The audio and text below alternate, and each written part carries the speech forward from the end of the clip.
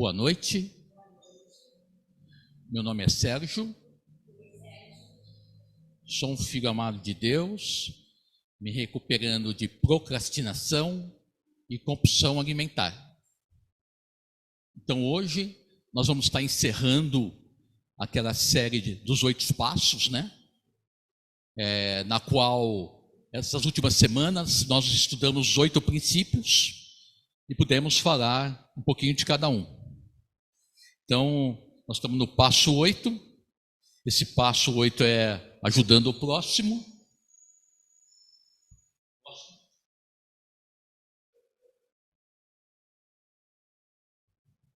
Então, hoje é o encerramento para o caminho para a recuperação. Hoje é a 8ª lição. O caminho para a recuperação, reciclando a minha dor. Então, nós vamos fazer aqui uma pequena recapitulação, né, desses 8 passos. No primeiro passo, nós falamos sobre a realidade. No segundo passo, nós falamos sobre a esperança. No terceiro passo, nós falamos de compromisso.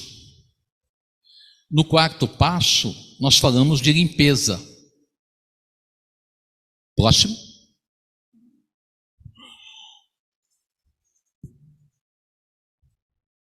No quinto passo, nós falamos de submissão. No sexto passo, nós falamos de perdão. No sétimo passo, nós falamos de manutenção, que foi da semana passada. Próximo.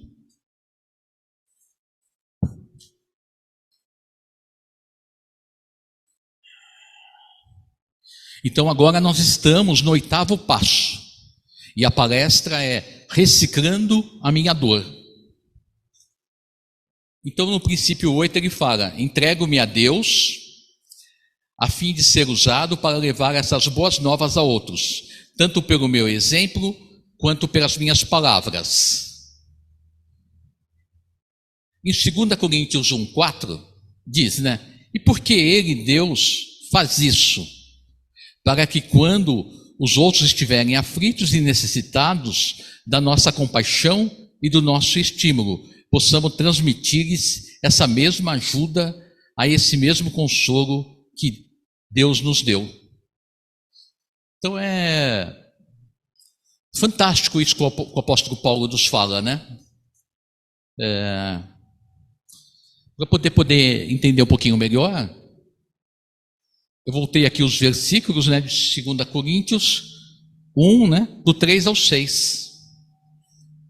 Então diz lá no 3, né? Bendito seja o Deus e Pai de nosso Senhor Jesus Cristo, o Pai de misericórdias e de Deus de toda consolação. O 4. Que nos consola em toda a nossa tribulação, para que também possamos consolar os que estivessem em alguma tribulação, pela consolação com que nós mesmos somos consolados por Deus. O 5. Porque como as aflições de Cristo transbordam para conosco, assim também por meio de Cristo transborda a nossa consolação. 6. Mas se somos atribulados, é para a vossa consolação e salvação. Ou se somos consolados, é para a vossa consolação, a qual se opera suportando com paciência as mesmas aflições que nós também padecemos.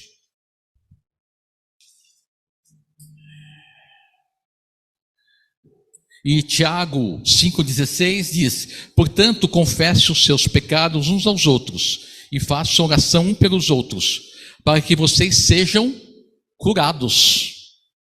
A oração de uma pessoa obediente a Deus tem muito poder. Próximo.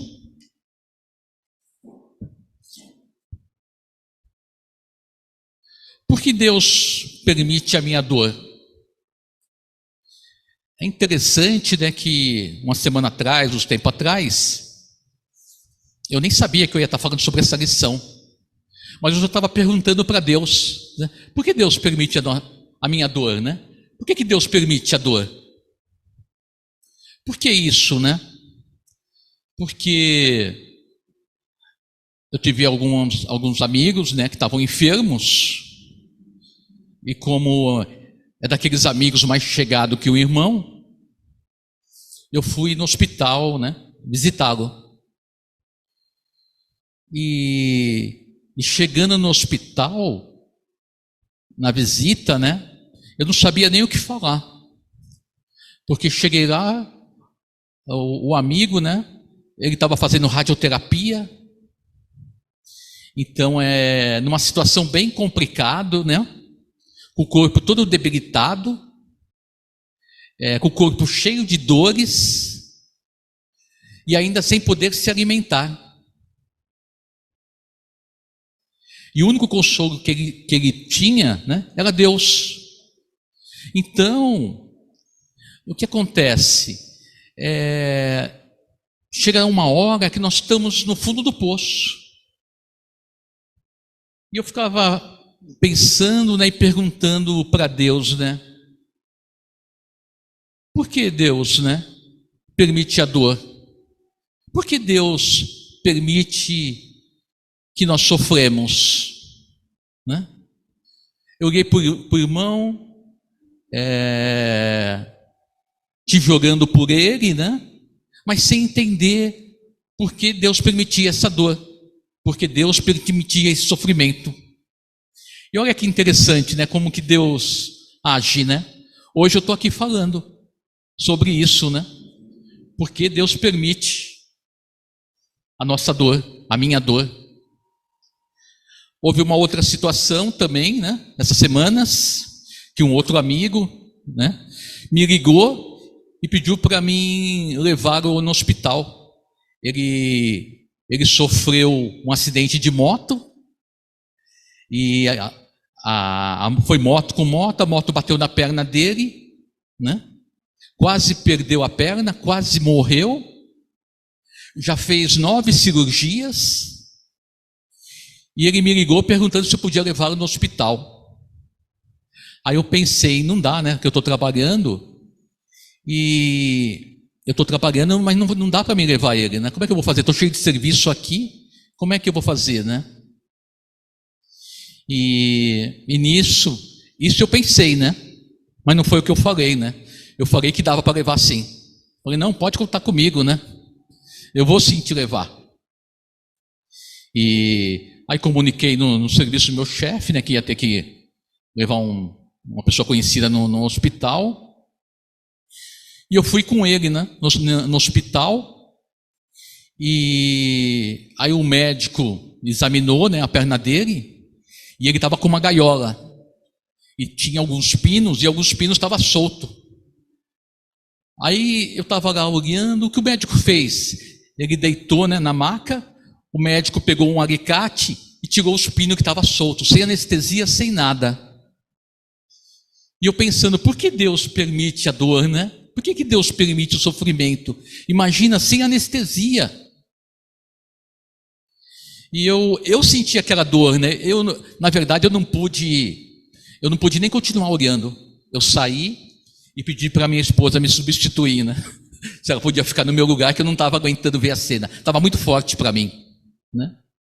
Eu falei, nossa, que sofrimento, né? E ele sentiu dor, ele sofreu, ele gemeu, ele chorou. Mas aí eu perguntando para ele, né? Eu falei, mas não é justo isso que o médico faz, né? Sem anestesia, sem nada, ele tirando isso, dói pra caramba, né? Que sofrimento, não podia acontecer uma coisa dessa. Aí ele olhou e falou para mim assim, na maior calma, ô Sérgio, se ele for dar anestesia em todo mundo que ele atende, ele não vai atender ninguém, só vai ficar dando anestesia. Imagina quanto tempo que ele vai perder para dar anestesia. Imagina quantas pessoas que não estão esperando o atendimento desse especialista. Você acha que ele tem tempo para dar anestesia? Né? É assim mesmo, Sérgio. É assim que funcionam as coisas. E eu até prefiro que ele me atenda, né? Vai sem anestesia mesmo. Isso depois que ele se recuperando ali do sofrimento, né? E a dificuldade para mim levar ele, trazer, né, dentro do carro, colocar dentro do carro, ele sem poder andar. Irmãos, como foi difícil, né? E eu pensando, por que Deus permite, né, o sofrimento? Por que Deus permite a dor? Sei que fiquei nessas últimas semanas pensando sobre isso, né? E aqui estou eu hoje. Teve um outro irmão também, né? Que teve que fazer o transplante de coração. Imagina, mais de um ano, prestes a morrer a qualquer dia, né? E esperando um coração, né? E a única coisa que sustentava era a fé em Deus, né? Esperando no Senhor, né?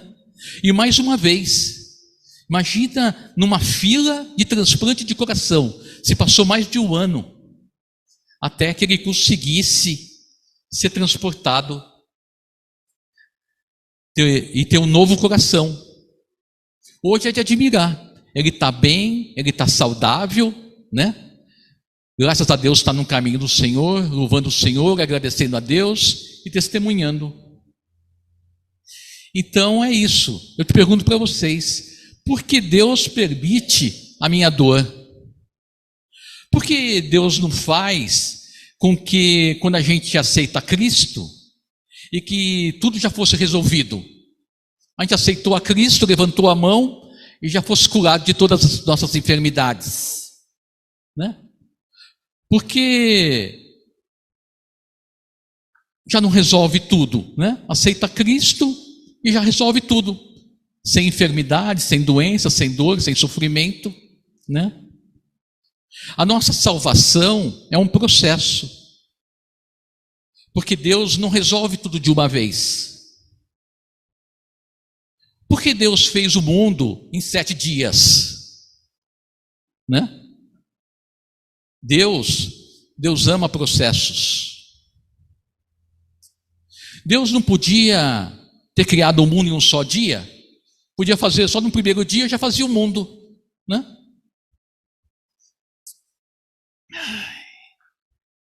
Deus não podia, no momento que nós aceitamos a Cristo e nós recebemos a santificação, né? E nós não tivéssemos mais que trabalhar a nossa recuperação, a gente aceitava Cristo, recebia a santificação, né? E depois não tinha mais que trabalhar nossas áreas de recuperação, resolvia tudo, né? Porque a dor é o processo que Deus usa para que a graça dele venha até nós.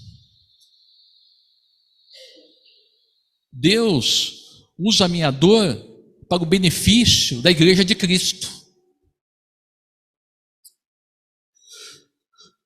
Tudo que Deus nos dá, os dons, os talentos, né?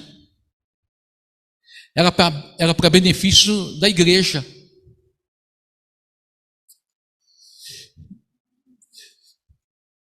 Deus deseja usar as minhas experiências para ajudar outras pessoas.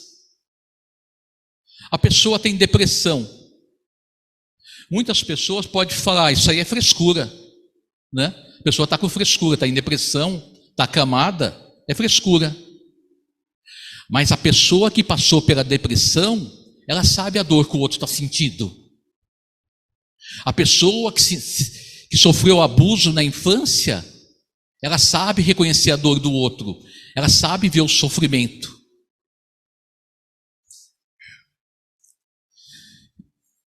Então Deus usa as nossas experiências para ajudar outras pessoas. Ele deseja reciclar a dor em sua vida para benefícios de outras pessoas. Para que eu possa partilhar a minha dor, as minhas experiências, para que eu possa abençoar outras pessoas.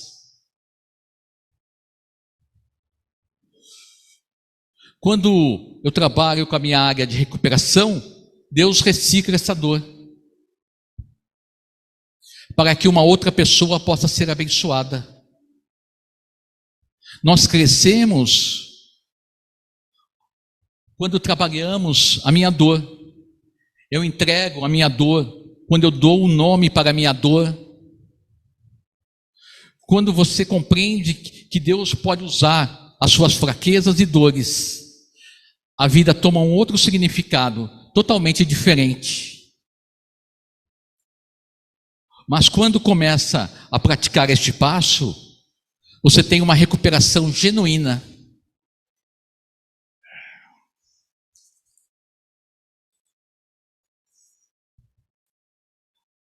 A prova da recuperação é quando você começa a focalizar a sua vida fora de si mesmo. Isso significa que realmente você se recuperou. A manifestação da minha recuperação é através do servir ao outro. Como Jesus, que é santo, conseguiu viver num mundo pecaminoso como o nosso? Como Jesus, que é totalmente santo, que não tinha nenhuma área de recuperação, que não tinha pecado, conseguiu conviver num mundo tão pecaminoso? E Jesus viveu plenamente neste mundo. Ele não tinha nenhuma questão, ele não tinha questões dele para esbarrar em ninguém. Como que Jesus conseguiu viver nesse mundo? Jesus olhava os lírios do campo. Jesus olhava as aves do céu. E ele dizia para nós: quem tem ouvidos para ouvir, ouça. Tem uma passagem na Bíblia, né, que é do jovem rico. O jovem, ele foi até Jesus, né, só um resuminho, e ele perguntou para Jesus: mestre, como é que eu faço para herdar o reino dos céus? Aí Jesus falou para ele cumprir os mandamentos. Aí ele estufou o peito ali, né? E ele respondeu que já cumpriu os mandamentos. Eu não conhecia ninguém que cumpriu os mandamentos, né? Mas é interessante que no texto bíblico diz que Jesus não desmentiu ele. Então Jesus falou para o rapaz: vai, vende tudo que tem e segue-me. E o texto bíblico diz que aquele rapaz ficou triste, porque ele tinha muitas posses, muitos bens. E ele foi embora triste. E o que Jesus fez? Nada. Jesus continuou sua caminhada, Jesus não fez nada. Jesus, ele é leve, ele é tranquilo e ele não se apavora. Nós também temos o privilégio de ter uma vida plena. Nós podemos ter uma boa noite de sono, nós podemos dormir em paz, né? Pessoas que estão em recuperação podem ir no parque brincar. Eles podem ir no parque, né? Tem um final de semana, pode levar os filhos. Essa correria desenfreada é para pessoas que não sabem que Deus é Deus.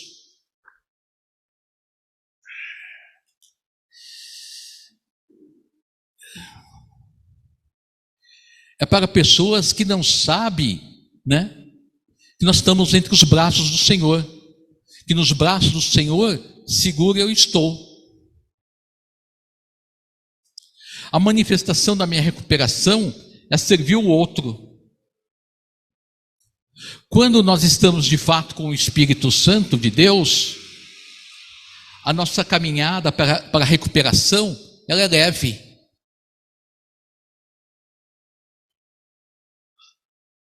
A dor me faz trabalhar com as minhas questões.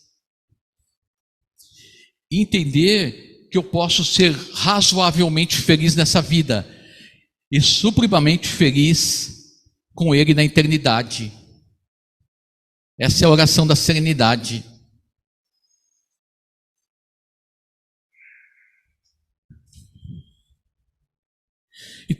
Então, por que Deus permite a dor? Deus deseja usar as minhas experiências para ajudar a outras pessoas. Ele deseja usar você, ele deseja reciclar a dor em sua vida para benefício de outras pessoas. Geralmente pensamos que Deus só usa pessoas bem dotadas e talentosas. Isso não é verdade. Deus usa pessoas comuns também. Por isso, hoje o meu desafio é oferecer-me a Deus para ser usado para levar as boas novas aos outros, através de ambos, através do meu exemplo e através da minha palavra. Quando você compreende que Deus usa suas fraquezas e dores, a vida toma um significado totalmente diferente. Mas quando começa a praticar este passo, você tem uma recuperação genuína. A prova da recuperação é quando você começa a focalizar a sua vida fora de si mesmo. Isso significa que realmente você se recuperou. Próximo.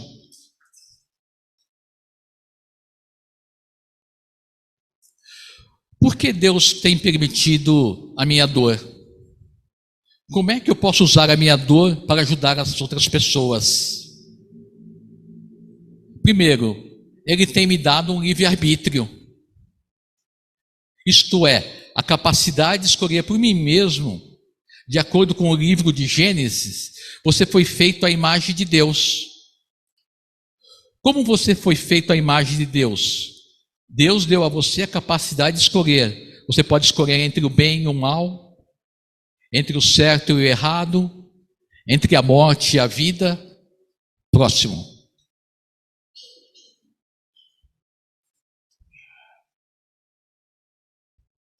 Deus diz que você pode rejeitá-lo ou aceitá-lo. A escolha é sua. Por quê? Deus não deseja ter um bando de marionetes. Ele poderia ter o feito de tal maneira que você não tivesse vontade própria. Ele poderia ter o feito de tal maneira que todos os dias você se inclinasse e orasse e sempre fizesse o que é certo, nunca o que é errado. Você seria um autômato. Vamos louvar ao Senhor, louvamos ao Senhor, oremos ao Senhor. Eu amo o Senhor é bom. Deus não quer que a gente seja robô, né? Deus não quer você forçar você a nada. A Bíblia fala que no céu teve rebelião. Teve rebelião por quê? Porque lá também tinha o livre-arbítrio, né? Imagina só, se Deus fulminasse quem se rebelasse contra ele, né? Todo mundo ia amar a Deus por quê? Por causa do medo, né? Mas Deus nos deu o livre-arbítrio. Mas o que Deus quer? Deus queria que as pessoas o amassem voluntariamente. Você não pode dizer que ama alguém a menos que tenha a chance de amar esta pessoa. Você não pode dizer que algo é bom a menos que tenha a chance de ser mal. Assim, Deus nos deu o livre-arbítrio, a liberdade de escolha.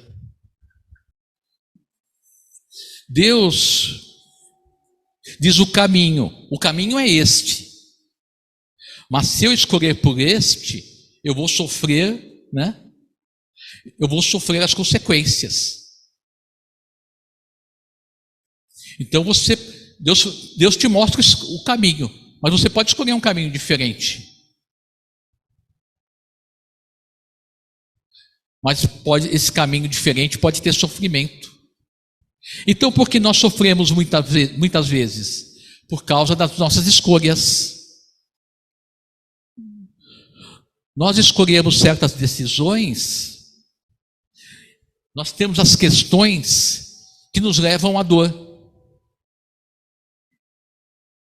Uma das razões do nosso sofrimento são as nossas escolhas.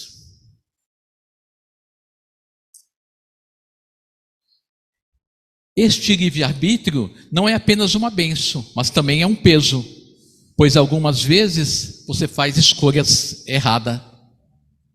Próximo. Deus usa a nossa dor para ganhar a minha atenção. Deus usa a nossa dor para ganhar a nossa atenção.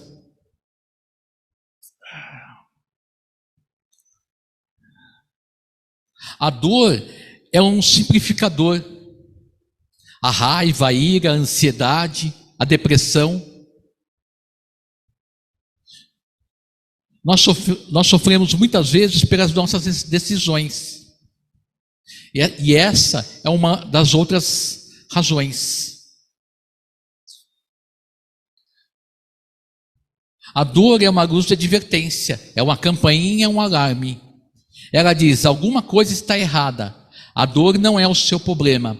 A ansiedade, a depressão, o medo não são realmente os seus problemas.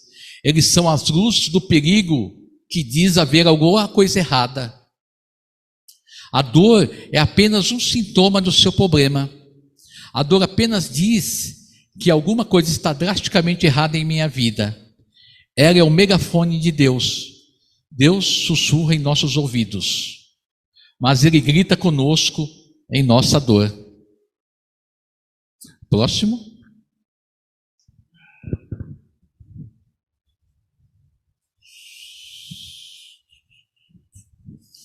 Provérbios 20:30. Os castigos curam a maldade da gente e melhoram o nosso caráter. Nós não mudamos quando vemos a luz, só mudamos quando sentimos o calor. Algumas vezes é necessário que sintamos a dor, a fim de nos movermos. Em 2 Coríntios 7:9, Paulo diz: agora alegro-me, não porque ela os contristou, não porque ela os entristeceu, mas porque a dor fez com que vocês se voltassem para Deus. Através da dor, Deus tem nossa atenção. Deus usa a dor para ter a nossa atenção. Nós mudamos quando a dor de permanecer do nosso jeito é maior do que a dor de continuarmos fazendo mudanças, participando de processos. Vou dar um exemplo, né? Às vezes, em casa, tem uma pessoa, né, que tem uma pessoa que está drogado, que usa drogas. Então, o que fazer, né? Não permitir drogas em casa. Como é que isso acontece? A dor para ele mudar é menor do que a dor dele ter que sair de casa. Se você falar, olha, na minha casa eu não permito drogas, o que ele vai fazer? Ele tem duas opções, né? Ou ele vai embora, né? Ou ele é obrigado a deixar a droga. Então a dor para ele mudar é menor do que a dor dele ter que sair da sua casa.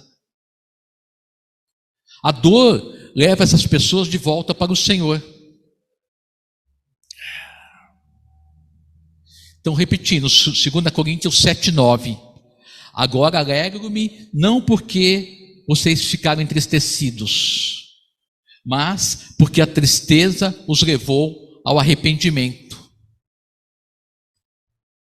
Porque a dor fez com que vocês se voltassem para Deus. Próximo.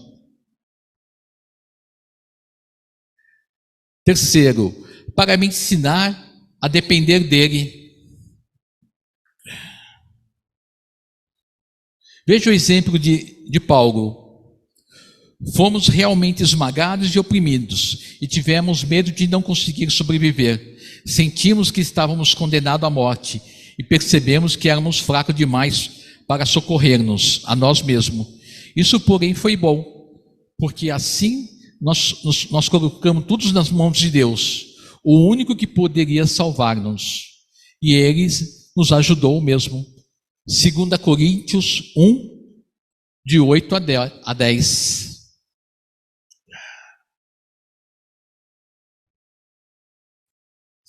Você não sabe que Deus é tudo o que você precisa até que Ele seja tudo o que você tem. É o caso desse meu amigo lá no hospital. Praticamente os médicos não conseguiram fazer mais nada. Ele está na dependência de Deus. Então, ele não tem nada e Deus é tudo o que ele tem. Se Deus é tudo o que ele tem, na verdade ele tem tudo. Não falta nada. Quando você perdeu tudo, Deus é tudo que você precisa. Até que você compreenda que Ele é tudo que você tem. E Ele é tudo o que eu preciso. A dor é o maior professor da vida. Próximo. Você não sabe que Deus é tudo o que precisa até que Ele seja tudo que você tenha. Quando você perdeu tudo, tudo está desmoronando. Deus é tudo o que você precisa até que compreenda que Ele é tudo o que você tem, o que nós falamos. E Ele é tudo o que eu preciso. Se você nunca tivesse tido um problema, não saberia que Deus poderia resolvê-lo. Deus permite a dor para ensinar a depender dEle.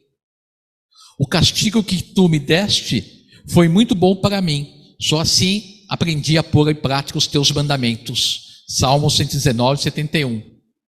A verdade é que só aprendemos algumas lições por meio da dor. Ela é a única maneira de aprendermos determinadas coisas. A dor é o maior professor da vida. Próximo. Deus permite a dor em minha vida. 4, para me dar um ministério para servir a outros. Deus permite a dor em minha vida para que eu tenha um ministério. Ela me torna humilde, empático e sensível às necessidades dos outros. Esse é o passo 8, entregar-me a Deus para ajudar aos outros. Em 2 Coríntios 1,4, a verdade é que a dor nos prepara para servir. Veja o que diz esse verso. E porque Ele, Deus, faz isso? Para que, quando os outros estiverem aflitos e necessitados da nossa compaixão e nosso estímulo, possamos transmitir essa mesma ajuda a esse mesmo consolo que Deus nos deu. Próximo. Todos nós precisamos de algum tipo de recuperação. Recuperação mental, física, espiritual, social, em relacionamentos. Todos nós temos hábitos, todos nós temos mágoas, hábitos e vícios. Quem pode ajudar melhor a um alcoólico do que alguém que lutou contra o alcoolismo? Quem pode ajudar uma pessoa que está lidando com a dor do abuso do que uma pessoa que foi abusada no passado? Quem pode ajudar melhor alguém que perdeu um trabalho e foi à falência do que alguém que perdeu o trabalho e foi à falência também? Deus deseja usar e reciclar a dor em sua vida, a fim de ajudar a outros, mas você tem que estar aberto quanto a isso e tem que ser honesto. Se você guardar a sua dor para si mesmo, você estará desperdiçando-a. Próximo. Você conhece a história de José do Egito? Em Gênesis fala de um homem chamado José, que foi muito maltratado e as pessoas fizeram coisas absurdas com ele. Mas ele era uma boa pessoa. Ele não merecia dor nessa vida. Um dia, todos os seus 11 irmãos decidiram se revoltar contra ele e vendê-lo como escravo. Depois eles voltaram para casa e disseram a seu pai que ele tinha sido comido por um leão. Isso é que eu chamo de família disfuncional. Há grandes problemas nessa família. José é levado para o Egito, um país estrangeiro, é vendido como escravo. Mais tarde ele está realizando o seu trabalho, mantendo a sua vida pura. Quando uma mulher de seu senhor tenta seduzi-lo, e ele diz não, isso não é certo. Próximo. Então ela grita e diz que ele tentou violentá-la. Ela é facilmente acusada de estupro e lançada na prisão.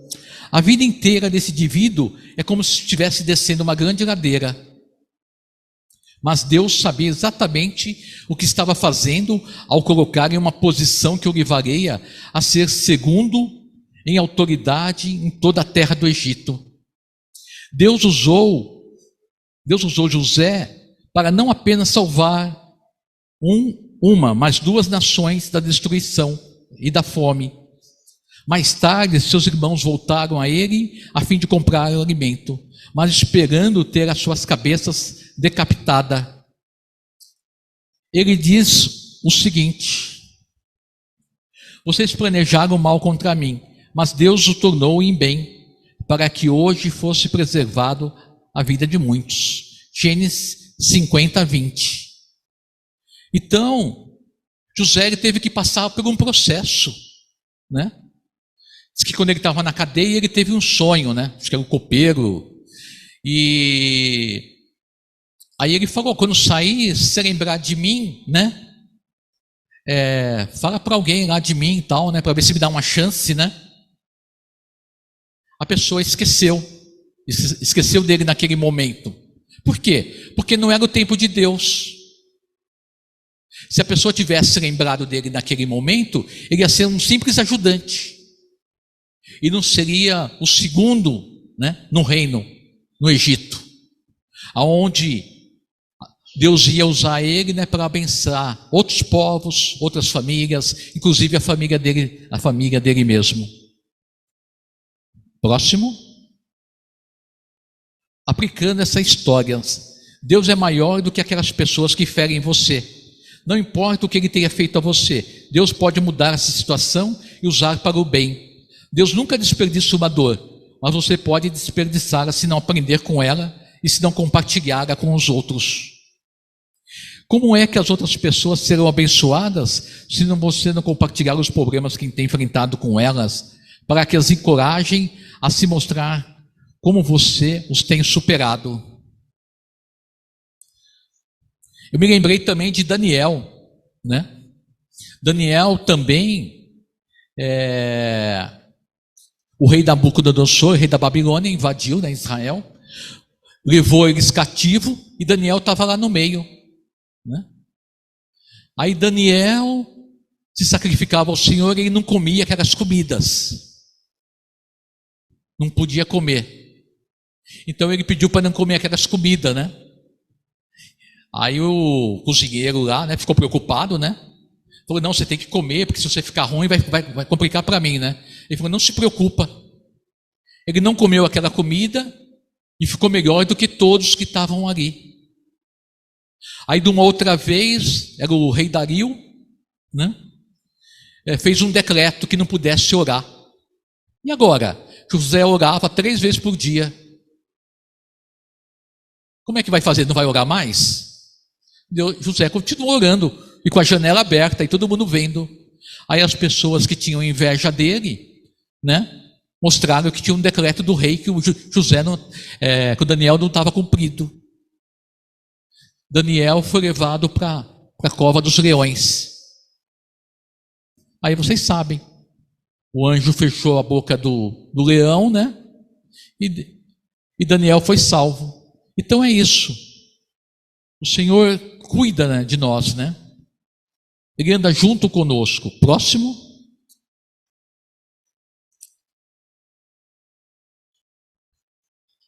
Como usar a dor para ajudar os outros?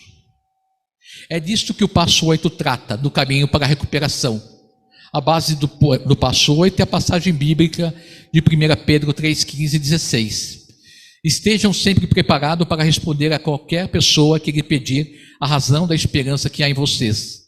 Contudo, façam isso com mansidão e respeito. Você precisa estar preparado para dar uma resposta de como venceu na vida, como foi que se recuperou ou como está se recuperando. Em Gálatas 6, 1 e 2 diz: ser um cristão foi vencido por algum pecado.